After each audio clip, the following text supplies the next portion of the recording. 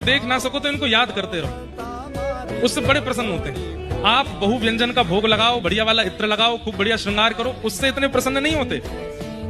पर इनको प्रेम भर के देखते रहो, उससे बहुत खुश होते हैं। दर्शन कैसे करने चाहिए हमको यही नहीं आता। हम सीधे जाते हैं और ठाकुर जी के आगे आंख खोल करके खड़े हो जाते हैं और महाराज ठाकुर जी को देखते हैं, तुरंत चलते बनते हैं। नहीं बंधुओं, दर्शन की भी एक विधा है।